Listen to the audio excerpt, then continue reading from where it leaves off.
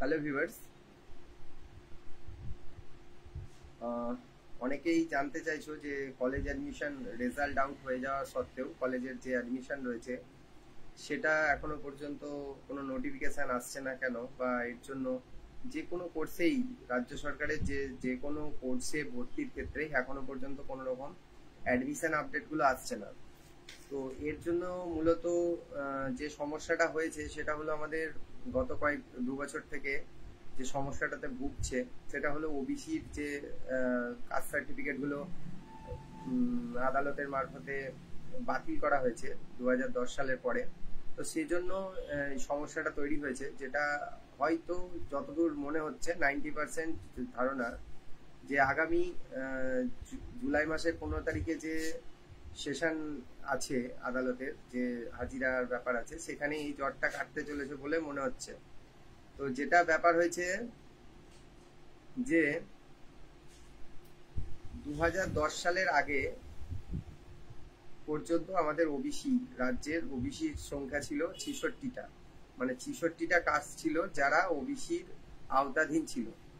এখন 2010 সালের পরে কি করা হয়, আরো 115টা কাস্টকে নতুনভাবে অন্তর্ভুক্তি করা হয় ওবিসির মাধ্যমে, এবং যেখানে আরো দুটো ভাগ করে দেওয়া হয়, মানে ওবিসির মধ্যে আবার ভাগ করে দেওয়া হয় যে ওবিসি এ এবং ওবিসি বি।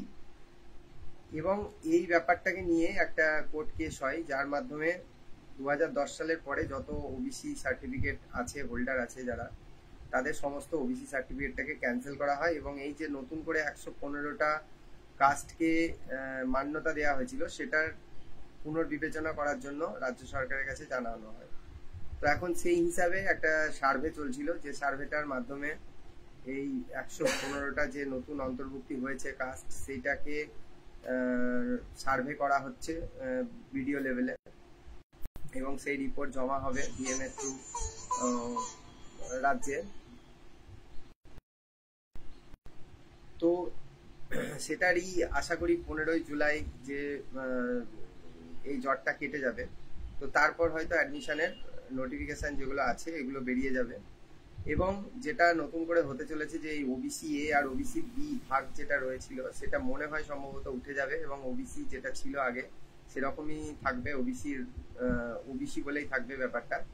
আর এর কারণে ওবিসির এর সংরক্ষণটা, ওবিসির সংরক্ষণ যেটা ছিল সেটা ছিল টোটাল 17%, যেটাকে ওবিসি এ করা হয়েছিল পরবর্তী ক্ষেত্রে 10 আর ওবিসি বি তে 7%। তো সেটা আবার পুনরায় ওবিসি হয়ে গেলে আবার পুরোটা একসঙ্গে 17% সব ক্ষেত্রে ছাড়ের ব্যাপারটা থাকবে।